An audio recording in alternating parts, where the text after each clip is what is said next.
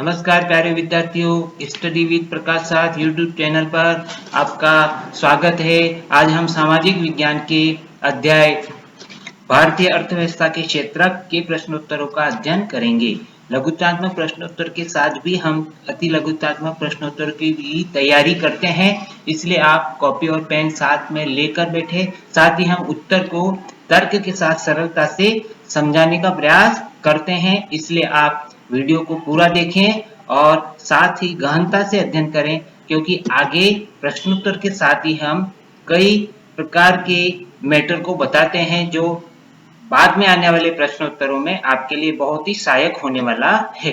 पहला प्रश्न है, आर्थिक कार्यों के आधार पर किसी देश की अर्थव्यवस्था को विभाजित किया जा सकता है, यानी कितने भागों में विभाजित किया जा सकता है आर्थिक आधार पर, वो पूछा है। 3 भागों में, अ प्राथमिक क्षेत्रक, ब द्वितीय क्षेत्रक, स तृतीय क्षेत्रक, द उपयुक्त सभी। तो सही उत्तर है इसका उपयुक्त सभी, द उत्तर सही है। प्राथमिक क्षेत्रक को कृषि एवं सहायक क्षेत्रक भी कहते हैं और इसी तरह द्वितीय क्षेत्रक को औद्योगिक क्षेत्रक या विनिर्माण क्षेत्रक भी कहते हैं और तृतीय क्षेत्रक को सेवा क्षेत्रक भी कहते हैं। प्राथमिक क्षेत्रक कृषि एवं सहायक क्षेत्र भी कहलाता है, द्वितीय क्षेत्रक औद्योगिक क्षेत्रक या विनिर्माण क्षेत्रक भी कहलाता है और तृतीय क्षेत्रक सेवा क्षेत्रक कहलाता है। दूसरा प्रश्न है, प्राथमिक क्षेत्र को इस नाम से भी जाना जाता है। सही उत्तर अनुमान लगाइए, पहले ही बता दिया है। आपका उत्तर सही, अ कृषि एवं सहायक क्षेत्रक, अ उत्तर सही है इसका। तीसरा प्रश्न, प्राथमिक क्षेत्रक में सम्मिलित गतिविधियां हैं। प्राथमिक क्षेत्रक को में उत्पादन करने वाली सभी गतिविधियां जिनसे उत्पादन होता है वो प्राथमिक क्षेत्रक में आती है। संचार, परिवहन, डेयरी, कृषि। देखिए प्राथमिक क्षेत्रक में आता है कृषि, खनन, मछली पालन, मधुमक्खी पालन, पशुपालन आदि। तो इसमें प्राथमिक क्षेत्रक का व्यवसाय कौन सा है? द कृषि। संचार है वह सेवाएं देता है, तो सेवा क्षेत्र में मतलब तृतीय क्षेत्र में आएगा। परिवहन है वो भी एक सेवा है, यानी सेवा क्षेत्र में मतलब तृतीय क्षेत्र का व्यवसाय है और डेयरी है वह द्वितीय क्षेत्र का व्यवसाय है। तो सही उत्तर इसका कृषि। अगला प्रश्न है, निम्न में से कौन सी एक क्रिया अथवा कार्य द्वितीय क्षेत्र से है? द्वितीय क्षेत्र में सारे औद्योगिक क्रियाएं, विनिर्माण वाले काम सभी द्वितीय क्षेत्र में आते हैं। ये लॉजिक है आपका, याद कर लीजिए। देखो विनिर्माण कहाँ हो रहा है? वह सभी के सभी द्वितीय क्षेत्र में उद्योग आ रहे हैं। देखो गन्ने से गुड़ बना और गुड़ से चीनी बनी, तो विनिर्माण हुआ। गन्ने से गुड़, गुड़ से चीनी, जहां निर्माण हो रहा है, विनिर्माण हो रहा है, इसका मतलब वह द्वितीय क्षेत्रक है। तो सही उत्तर अ सही पहचाना आपने। अगला प्रश्न है, किसी देश के अंदर किसी विशेष वर्ग से उत्पादित अंतिम वस्तुएं सेवाओं के मूल्य कहलाता है। देखिए इसको वर्ष पढ़िए, वर्ग की जगह यह वर्ग हो गया है, विशेष वर्ग की जगह आप इसे विशेष वर्ष पढ़ेंगे। तो किसी देश के अंदर किसी विशेष वर्ष में उत्पादित अंतिम वस्तुओं एवं सेवाओं के मूल्य को क्या कहते हैं? सकल घरेलू उत्पाद, शुद्ध घरेलू उत्पाद, सकल घरेलू खर्च और द प्रति व्यक्ति आय। देखिए किसी वर्ष में उत्पादित सभी वस्तु और सेवाओं का मूल्य क्या लगा? सभी यानी सकल, तो सकल से सकल मिलाइए, सकल घरेलू उत्पाद इसका सही उत्तर है। अगला प्रश्न है, अल्प बेरोजगारी मुख्यतः कहाँ पाई जाती है? अल्प बेरोजगारी का मतलब होता है वर्ष के कुछ महीने उसे काम मिलता है और वर्ष के शेष महीने वह बेरोजगार रहता है। ऐसा कहाँ होता है? देखिए कृषि क्षेत्र में जब बारिश हो जाती है या कृषि का सीजन होता है उस समय काम मिलता है, और जब कृषि का सीजन बारिश नहीं होता है तो शेष वर्षों में व्यक्ति बेरोजगार रहते हैं। तो सही उत्तर कृषि। अल्प बेरोजगारी यानी प्रच्छन्न बेरोजगारी यानी छिपी हुई बेरोजगारी। तो तीनों कहाँ मिलते हैं? तीनों का एक ही उत्तर है, कृषि क्षेत्र में। फिर से देखिए, अल्प बेरोजगारी, प्रच्छन्न बेरोजगारी एवं छिपी हुई बेरोजगारी मुख्यतः कहाँ पाई जाती है? तो कृषि क्षेत्र में पाई जाती है। अगला प्रश्न है, अल्प बेरोजगारी तब होती है जब लोग, अल्प यानी कम समय के लिए, काम करना नहीं चाहते हैं, उनके काम के बदले भुगतान नहीं होता है, क्षमता से कम काम करते हो और इनमें से कोई नहीं। सही उत्तर है इसका स, क्षमता से कम काम करते हैं तो इसको अल्प बेरोजगारी की स्थिति कहते हैं। क्षमता से कम काम करना, अल्प बेरोजगारी। अगला प्रश्न है, सार्वजनिक और निजी क्षेत्र किस आधार पर विभाजित हैं? देखो, सार्वजनिक और निजी क्षेत्र, सार्वजनिक क्षेत्र और निजी क्षेत्र के विभाजन का आधार है परिसंपत्तियों पर अधिकार किसका है और उस उद्योग का प्रबंध कौन कर रहा है। परिसंपत्तियां यदि निजी व्यक्ति या संस्था के पास या उद्योगपति के पास है तो निजी क्षेत्र। तो परिसंपत्तियों के आधार पर, किस आधार पर? सार्वजनिक निजी क्षेत्र परिसंपत्तियों के आधार पर। उद्योगों के स्वामित्व, मालिक कौन है, स्वामित्व के आधार पर। सही उत्तर है इसका स। अगला प्रश्न है, निम्न में से निजी क्षेत्र का उदाहरण है। निजी क्षेत्र के उदाहरण, डाकघर सार्वजनिक क्षेत्र का, जो सरकारी है वह सार्वजनिक क्षेत्र के व्यवसाय कहलाते हैं, उद्योग कहलाते हैं। रिलायंस इंडस्ट्रीज लिमिटेड, भारतीय रेलवे, ये भी सार्वजनिक क्षेत्र का है। तो निजी क्षेत्र का कौन सा हुआ? रिलायंस इंडस्ट्रीज लिमिटेड, एयरटेल है, वो सब निजी क्षेत्र के हैं। हीरो होंडा है, कार के व्यवसाय हैं, निजी क्षेत्र के। जहाँ सरकारी है वो सार्वजनिक क्षेत्र का कहलाता है। अब मैं निजी क्षेत्र का बताना है तो रिलायंस इंडस्ट्रीज लिमिटेड सही उत्तर है इसका। अगला प्रश्न है, महात्मा गांधी राष्ट्रीय ग्रामीण रोजगार गारंटी अधिनियम संबंधित है। ग्रामीण रोजगार गारंटी अधिनियम तो किससे संबंधित? देखो, इसी के अंदर उत्तर आ गया, रोजगार। रोजगार यानी काम का अधिकार, तो काम के अधिकार से संबंधित है। उत्तर इसका सही है, प्रश्न के अंदर से ही आप इसका उत्तर निकाल लेंगे। अगला प्रश्न है, उद्योगों को किस क्षेत्र में सम्मिलित किया जाता है? देखो, मैंने बताया थे सारे उद्योग द्वितीय क्षेत्र में आते हैं। सही गेस लगाया आपने, सही अनुमान, द्वितीय क्षेत्र में। अगला प्रश्न है, महात्मा गांधी राष्ट्रीय रोजगार गारंटी अधिनियम कब बना? कब तो सन पूछा है। राष्ट्रीय महात्मा गांधी राष्ट्रीय रोजगार गारंटी अधिनियम 2005 में बना था। 2005 में बना था। अगला प्रश्न है, निम्न में से प्राथमिक क्षेत्र की गतिविधियां नहीं है। प्राथमिक क्षेत्र में कौन सी आती है? जो जहां उत्पादन हो रहा है। देखो, कृषि में क्या हो रहा है? अनाज का उत्पादन और उद्योगों के लिए कच्चे माल का उत्पादन, वो प्राथमिक क्षेत्र में आ रहा है। और कौन सी गतिविधि इसमें नहीं है? तो कृषि प्राथमिक क्षेत्र का व्यवसाय, मछली पालन यानी मत्स्य पालन प्राथमिक क्षेत्र में होता है, संचार सेवा क्षेत्र में होता है। तो सही उत्तर कौन सा है इसका? संचार है वो प्राथमिक क्षेत्र का व्यवसाय नहीं होकर तटीय क्षेत्र की गतिविधि है। अगला प्रश्न है, तटीय क्षेत्र की क्रिया नहीं है। नहीं है पूछा है, नहीं पे फोकस कीजिए। संचार तटीय क्षेत्र की क्रिया है, परिवहन तटीय क्षेत्र की क्रिया है, बैंकिंग तटीय क्षेत्र की क्रिया है, उद्योग द्वितीय क्षेत्र की क्रिया है। फिर से एक बार रिपीट कर रहा हूं, देखिए, प्राथमिक क्षेत्र की क्रिया कौन सी है? कृषि, मछली पालन, पशुपालन, मधुमक्खी पालन, खनन, ये प्राथमिक क्षेत्र के हैं। और द्वितीय क्षेत्र के सारे उद्योग, चाहे वो कार उद्योग हो, मोटर उद्योग हो, रिलायंस इंडस्ट्रीज हो, एयरटेल हो, ये सारे द्वितीय क्षेत्र के व्यवसाय हैं। तृतीय क्षेत्र में सेवाएं आती है, संचार, बीमा, बैंकिंग, संचार, परिवहन, ये तटीय क्षेत्र में है। ये सब सेवाएं देते हैं, कोई उत्पादन नहीं करते हैं, इसलिए तटीय क्षेत्र की क्रिया कौन सी नहीं है? तो उद्योग नहीं है। तटीय क्षेत्र का व्यवसाय उद्योग नहीं। छात्रों, तकनीकी खराबी के कारण थोड़ा इसका आंसर ए नहीं माने आप। आंसर इसका आपको डी मानना है। आंसर डी उद्योग राइट है। डी उद्योग, डी माने इसका सही, डी उसका सही है और ये आपका उत्तर सही नहीं है, तकनीकी मिस्टेक के कारण हुआ है। डी सही माने इसको। अगला प्रश्न है, कपास से कपड़ा बनाना कौन से क्षेत्र की क्रियाविधि है? देखो, जहां विनिर्माण हुआ है, चाहे वो रस से गुड़ बन रहा है या गुड़ से शक्कर बन रही है, विनिर्माण हुआ है। कपास से कपड़ा बन रहा है, विनिर्माण हुआ है। विनिर्माण वाले सारे के सारे क्षेत्र है वो द्वितीय क्षेत्र में आते हैं, पहले ही आपने अध्ययन किया है। तो आपका उत्तर सही लॉजिक लगाया, इसका उत्तर है द्वितीय क्रिया है। अगला प्रश्न है, भारत में सबसे अधिक संख्या में लोग किस क्षेत्र में कार्यरत हैं? क्षेत्र पूछा है, कौन से क्षेत्र में?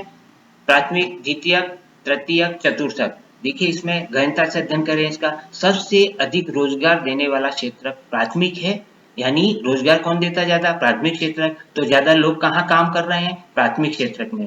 रोजगार ज्यादा प्राथमिक क्षेत्र देता है, लेकिन कमाई यानी आय सबसे अधिक तृतीय क्षेत्र देता है। तो आय यदि पूछा जाए तो तृतीय क्षेत्र, और रोजगार यानी अधिक संख्या में लोग कहाँ काम में लगे रहे, तो प्राथमिक क्षेत्र में। ये उत्तर इसका सही है। अगला प्रश्न है, निम्न में से सार्वजनिक क्षेत्र का उदाहरण नहीं है। सार्वजनिक यानी जो सरकारी क्षेत्र में आते हैं, सरकारी उद्योग है वह सार्वजनिक क्षेत्र में आते हैं। यहाँ हमको कौन सा नहीं है बताना है। डाकघर सरकारी है, केंद्र सरकार का उपक्रम है, इसलिए सार्वजनिक क्षेत्र में आएगा। रेलवे केंद्र सरकार का उपक्रम है, तो यह भी सार्वजनिक क्षेत्र में आएगा। टिक्को यह नहीं है, तो इसका सही उत्तर सी है। अगला प्रश्न है, अल्प बेरोजगारी अधिकांशतः पाई जाती है। पहला ही हमने इसका अध्ययन किया है। अल्प बेरोजगारी, छिपी हुई बेरोजगारी, प्रचंड बेरोजगारी कहाँ पाई जाती है? पहले अध्ययन किया है, बताइए जल्दी से। सही उत्तर आपका स, कृषि में। तीनों प्रकार की बेरोजगारी कृषि में ही होती है। रिक्त स्थान की पूर्ति कीजिए। रिक्त स्थान की पूर्ति वाले प्रश्नोत्तरों के लिए आप रिक्त स्थान से पहले वाला और रिक्त स्थान के बाद वाले वाक्य को ध्यान से पढ़िए, शब्दों को ध्यान से पढ़िए, तब आप इन प्रश्नों के उत्तर आसानी से दे पाएंगे। कपड़ा एक देश देश देश उत्पाद है, तो कपड़े का विनिर्माण हुआ है, विनिर्मित। कपड़ा एक विनिर्मित उत्पाद है, पैदा थोड़ी होता है खेतों में। कपास पैदा हुआ ना, कपास से धागा बना और धागे से कपड़ा बना, तो ये इसका विनिर्माण हुआ, यानी विनिर्मित उत्पाद है। प्राथमिक द्वितीय तृतीय क्षेत्र की गतिविधियां है तो परस्पर संबंधित होते हैं। एक भी गतिविधि नहीं होगी तो दूसरा नहीं होगा। देखो प्राथमिक क्षेत्र में उत्पादन नहीं होगा तो द्वितीय क्षेत्र को कच्चा माल नहीं मिलेगा, इसलिए द्वितीय क्षेत्र ठप। द्वितीय क्षेत्र में कोई उत्पादन नहीं होगा तो फिर सेवाओं की जरूरत नहीं पड़ेगी, तो तृतीय क्षेत्र भी ठप। यानी तीनों परस्पर निर्भर हैं। अगला प्रश्न है, तृतीय क्षेत्र को डेट भी कहा जाता है। फिर से रिपीट कर रहे हैं, तृतीय क्षेत्र को सेवा क्षेत्र, प्राथमिक क्षेत्र को कृषि एवं सहायक क्षेत्र, और द्वितीय क्षेत्र को विनिर्माण या उद्योग क्षेत्र कहते हैं। सही उत्तर है इसका सेवा क्षेत्र। अगला प्रश्न है, भारत में बड़े अनुपात में श्रमिक डेट क्षेत्र में काम कर रहे हैं, तो श्रमिक कौन से क्षेत्र में? संगठित क्षेत्र है, असंगठित क्षेत्र है। संगठित क्षेत्र में सारी लिमिटेड कंपनियां और सार्वजनिक उपक्रम यानी सरकार के जो उपक्रम है वो आते हैं। तो सरकारी क्षेत्र में तो नौकरियां कम है, तो ज्यादा कहाँ काम कर रहे होंगे? सुन ली, समझ लीजिए, आप इसका लॉजिक लगाइए। तो असंगठित क्षेत्र में, भारत में बड़े अनुपात में श्रमिक असंगठित क्षेत्र में कार्य कर रहे हैं। पांचवा, अल्प बेरोजगारी डेट क्षेत्र में अधिक है। फिर से रिपीट हुआ, अल्प बेरोजगारी कहाँ? कृषि क्षेत्र में। छिपी हुई बेरोजगारी कहाँ? कृषि क्षेत्र में। प्रचंड बेरोजगारी कहाँ? कृषि क्षेत्र में। सही उत्तर है इसका कृषि। अगला प्रश्न है, किसी देश के भीतर किसी विशेष वर्ष में उत्पादित सभी अंतिम वस्तु और सेवाओं के मूल्य को क्या कहते हैं? ये भी रिपीट हुआ, पहले हमने इसका अध्ययन किए हैं। तो सही उत्तर इसका सकल घरेलू उत्पाद। देश के भीतर तो घरेलू हुआ कि नहीं? हाँ हुआ। तो देश के भीतर विशेष वर्ष में या एक वर्ष में उत्पादित वस्तुओं एवं सेवाओं के अंतिम मूल्य को हम सकल घरेलू उत्पाद कहते हैं। सकल घरेलू उत्पाद किसे कहते हैं? उस प्रश्न का उत्तर भी यहीं से याद कीजिएगा। अगला प्रश्न है, रिक्त स्थान वाले ही हैं। देश क्षेत्र के अधिकांश श्रमिकों को रोजगार सुरक्षा प्राप्त होती है। देखो श्रमिकों के रोजगार के दो क्षेत्र है, संगठित क्षेत्र, असंगठित क्षेत्र। संगठित क्षेत्र तो सरकार के अधीन आता है और सरकार के नियमों के अधीन आता है, इसलिए वहां तो श्रमिकों को रोजगार और सुरक्षा ज्यादा प्राप्त होती है। लेकिन असंगठित क्षेत्र में उनके रोजगार को सुरक्षा प्राप्त नहीं होती है। तो यहाँ श्रमिकों को रोजगार सुरक्षा कहाँ प्राप्त होती है? तो सरल सा उत्तर इसका संगठित क्षेत्र में। अगला प्रश्न है, अंतिम वस्तुओं के मूल्य में डेश वस्तु का मूल्य पहले से ही शामिल होता है। देखो वस्तुएं, जब किसी वस्तु का उत्पादन होता है तो वस्तुएं प्राथमिक वस्तु जहां से पैदा हुई है, प्राथमिक वस्तु के बाद उसका रूप बदलते हैं तो वो आती है मध्यवर्ती वस्तु आती है, और मध्यवर्ती वस्तु के बाद उसका अंतिम रूप दिया जाता है तो वो अंतिम वस्तु कहलाती है। जैसे गेहूं प्राथमिक वस्तु हुई, गेहूं का आटा बनाया, ये मध्यवर्ती हुई, और आटे से बिस्किट बना दिए, बिस्किट के बाद इसका कुछ बनना नहीं है तो वो अंतिम वस्तु हुई। तो अंतिम वस्तु से पहले क्या आएगा? मध्यवर्ती वस्तु।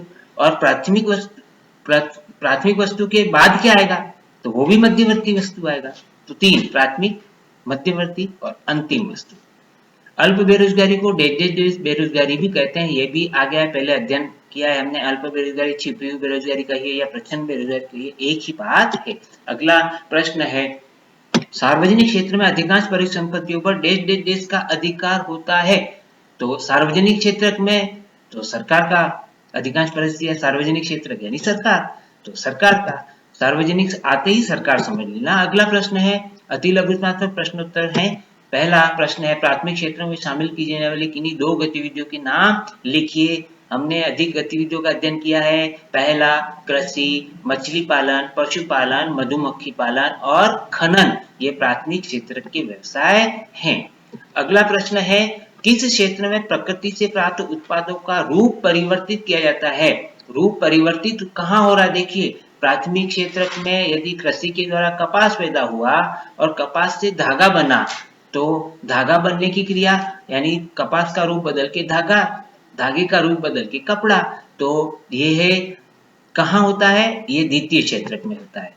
द्वितीय क्षेत्रक को इसीलिए विनिर्माण कहते हैं क्योंकि यहाँ पर प्राथमिक उत्पाद का रूप परिवर्तित हो जाता है, बदल जाता है। जैसे गुड़ से शक्कर, रस से गुड़, गुड़ से शक्कर रूप बदल रहा है। इसी तरह कपास से धागा और कपड़ा रूप बदल रहा है। जहाँ रूप बदल रहा है द्वितीय क्षेत्र में होता है। अगला प्रश्न है, वर्तमान में भारतीय राष्ट्रीय आय में सर्वाधिक योगदान किस क्षेत्र का है।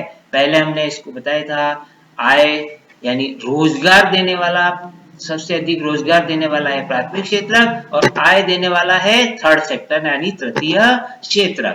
अगला प्रश्न है, तटीय क्षेत्र में शामिल की जाने वाली किन्हीं 2 गतिविधियों के नाम बताइए। फिर 2 गतिविधियां, फिर से सारी गतिविधियों के नाम ले रहे हैं अपन। सेवा क्षेत्रक वाली सारी गतिविधियां इसमें आएगी, बीमा, बैंकिंग, संचार, परिवहन। बीमा, बैंकिंग, संचार, परिवहन। अगला प्रश्न है, वर्तमान में किस क्षेत्र में परिसंपत्तियों का स्वामित्व एवं सेवाओं का संचार सरकार के हाथ में होता है।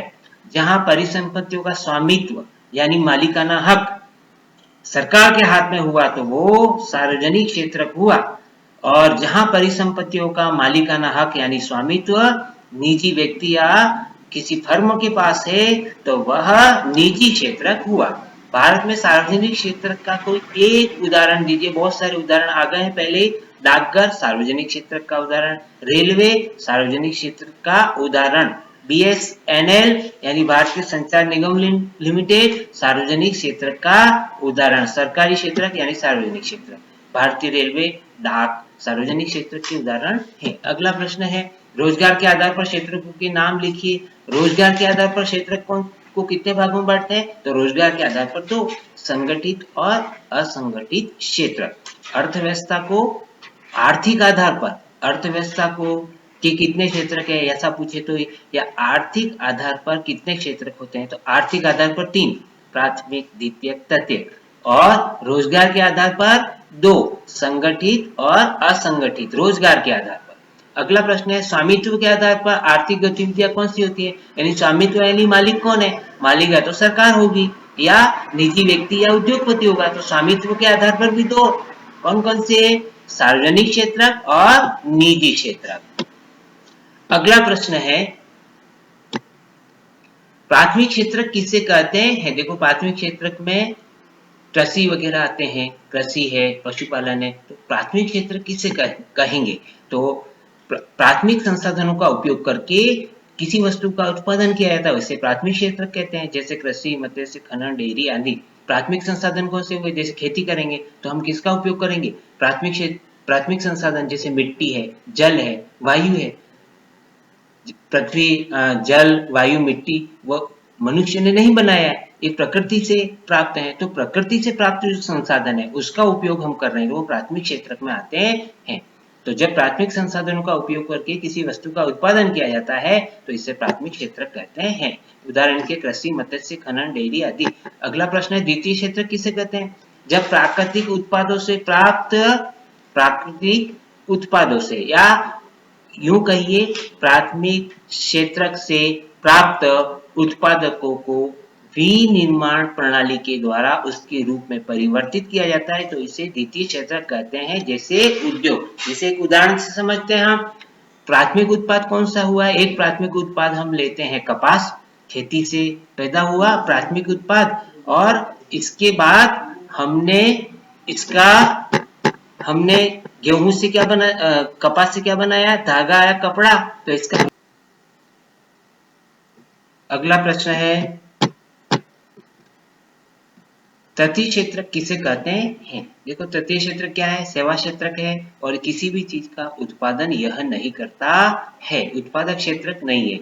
उत्पादन क्षेत्रक प्राथमिक क्षेत्रक में ही उत्पादन होता है, दूसरे क्षेत्र में केवल विनिर्माण होता है और विनिर्माण द्वारा वस्तु का रूप बदल जाता है, रूप में परिवर्तित हो जाता है। और तृतीय क्षेत्र केवल सेवाएं देता है, उत्पादन नहीं करता है। तो तृतीय क्षेत्रक किसे कहते हैं? दोनों बातें जानिए चाहिए। तृतीय क्षेत्रक में वस्तु का उत्पादन नहीं होता है, इसमें सेवाओं का सृजन किया जाता है, इसे सेवा क्षेत्रक भी कहा जाता है। परिवहन, व्यापार, बीमा, बैंकिंग, संचार आदि। अगला प्रश्न है, सकल घरेलू उत्पाद किसे कहते हैं? सकल घरेलू उत्पाद तो देश के अंदर, घरेलू का मतलब देश के अंदर, देश के अंदर एक वर्ष में या विशेष वर्ष में उत्पादित सभी अंतिम वस्तुओं एवं सेवाओं का मूल्य सकल घरेलू उत्पाद कहलाता है। यह प्रश्न तीसरी बार आया है, इसलिए उम्मीद है आपको यह अच्छी तरह से याद हो गया होगा। अगला प्रश्न है, सार्वजनिक एवं निजी क्षेत्र में अंतर लिखिए। क्या अंतर है? तो सार्वजनिक क्षेत्र का उद्देश्य जन कल्याण होता है, जिसका स्वामित्व सरकार के पास होता है। अब इसी का उल्टा कर दीजिए, जबकि निजी क्षेत्र का उद्देश्य जन कल्याण की जगह लाभ कमाना होता है और स्वामित्व सरकार के जगह इसका स्वामित्व निजी उद्यमियों के पास होता है। यानी एक याद कीजिए और दूसरे में केवल कुछ शब्द सेट कीजिए, इस प्रश्न का उत्तर हो जाएगा। फिर से मैं बता रहा हूँ, सार्वजनिक क्षेत्र का उद्देश्य जन कल्याण करना होता है, जिसका स्वामित्व सरकार के पास होता है, जबकि निजी क्षेत्र का उद्देश्य जन कल्याण की जगह लाभ कमाना होता है और इसका स्वामित्व सरकार की जगह निजी उद्यमियों के पास होता है या निजी व्यक्तियों के पास होता है। अगला प्रश्न है, संगठित क्षेत्रक असंगठित क्षेत्रक में अंतर लिखिए। तो संगठित क्षेत्रक सरकार के अधीन वाले क्षेत्रक है, असंगठित क्षेत्रक निजी व्यक्तियों और छोटे छोटे काम करने वाले उद्योग या ठेकेदार उनके पास होता है। तो अंतर क्या है दोनों में? संगठित क्षेत्रक में रोजगार की अवधि नियमित होती है, देखो सरकारी क्षेत्रक है तो अवधि रोजगार की फिक्स रहेगी और सरकारी नियमों और विनियमों का अनुपालन भी होता है, जबकि असंगठित क्षेत्र में सरकारी नियंत्रण नहीं होता है, श्रमिक काम करने का समय निश्चित नहीं होता है तथा उनका शोषण होता है। अगला प्रश्न है, लघुतात्मक प्रश्नोत्तर है, अल्प बेरोजगारी या छुपी बेरोजगारी से आप क्या समझते हैं? छुपी हुई बेरोजगारी का मतलब क्या है?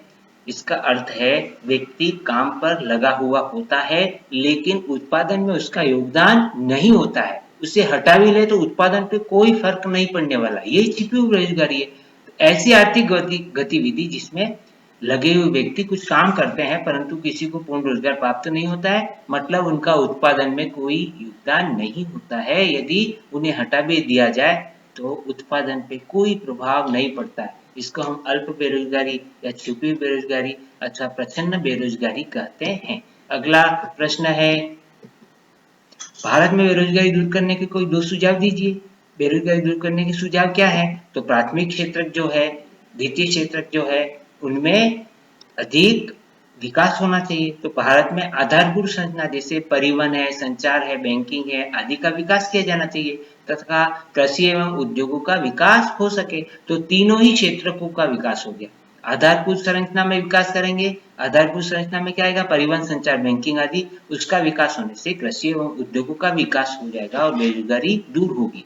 प्राथमिक तथा कृषि क्षेत्र में रोजगार के नए अवसर खोजे जाने चाहिए ताकि अल्प बेरोजगारी दूर हो सके। तो यह 2 बेरोजगारी करने के सुझाव है। पहला क्या करना चाहिए? आधारभूत संरचना का विकास करना चाहिए और दूसरा क्या करना चाहिए? प्राथमिक कृषि क्षेत्र में रोजगार के अवसर पैदा करने चाहिए। अगला प्रश्न है, खुली बेरोजगारी और प्रच्छन्न बेरोजगारी में अंतर बताइए। देखो प्रच्छन्न बेरोजगारी में व्यक्ति काम पे लगा हुआ होता है लेकिन उसका उत्पादन में कोई योगदान नहीं होता है। खुली बेरोजगारी में व्यक्ति काम करने की क्षमता रखता है, काम करने के लिए तैयार भी है और उसको रोजगार नहीं मिलता है, तो वो खुली बेरोजगारी है। तो खुली बेरोजगारी का अर्थ उस स्थिति में से है जिसमें व्यक्ति प्रचलित मजदूर दर पर और कुछ काम तो कर रहा है, उसे पूर्ण रोजगार प्राप्त नहीं हो रहा है। जबकि प्रचंड बेरोजगारी में लोगों को उनकी योग्यता के अनुसार काम नहीं मिलता है तथा वे रोजगार में तो हैं, किंतु उत्पादन में इनका कोई खास योगदान नहीं होता है। अगला प्रश्न है, महात्मा गांधी राष्ट्रीय रोजगार गारंटी अधिनियम 2005 पे एक टिप्पणी लिखिए। तो ये 100 दिन की गारंटी की रोजगार की गारंटी की योजना है और यदि आपको रोजगार नहीं मिलता है तो इसके बदले में आपको बेरोजगारी भत्ता भी दिया जाता है और जो काम करने में सक्षम है उनको 100 दिन का रोजगार मिलता है। महात्मा गांधी राष्ट्रीय रोजगार गारंटी अधिनियम 2005 के अंतर्गत उन सभी लोगों को जो काम करने की में सक्षम है और इन्हें काम की जरूरत है, सरकार द्वारा ग्रामीण क्षेत्रों में वर्ष में 100 दिन के रोजगार की गारंटी दी गई। यदि सरकार रोजगार उपलब्ध कराने में असफल रहती है तो इसके एवज में लोगों को बेरोजगार भत्ता देती है। इस अधिनियम के अंतर्गत उन कामों को वरीयता दी जाती है जिनसे भविष्य में भूमि से उत्पादन बढ़ाने में मदद मिलेगी, जैसे खेतों को सही करना, कुएं को गहरा करना इत्यादि। अगला प्रश्न है, असंगठित क्षेत्र की प्रमुख विशेषता लिखिए। संगठित और असंगठित क्षेत्र दोनों अपन ने लिए थे। असंगठित क्षेत्र किसमें आते हैं? असंगठित क्षेत्र में छोटे उद्यमी, व्यवसाय, उद्योगपति आदि आते हैं। इसमें सरकारी नियम और विनियमों का पालन नहीं किया जाता है। इसमें कार्य के घंटे फिक्स नहीं होते हैं। इसमें काम के एवज में मिलने वाला वेतन भी कम होता है और इसमें छुट्टियों का भी प्रावधान नहीं होता है। तो एक एक करके देखते हैं। असंगठित क्षेत्र पर सरकार का नियंत्रण नहीं होता है। श्रमिकों के संरक्षण हेतु सरकारी नियमों का पालन भी नहीं होता है। तीसरा, इस क्षेत्र में उत्पादन इकाइयां छोटी छोटी बिखरी हुई होती है और इस क्षेत्र में सेवा शर्तों, कार्य अवधि, अन्य लाभ का अभाव होता है। अन्य लाभ का मतलब छुट्टी नहीं मिलती है। छुट्टी के दिन का रोजगार, अगर काम पे नहीं गया उस दिन का वेतन भी काट लेते हैं, तो अन्य लाभ नहीं मिलते हैं इसमें।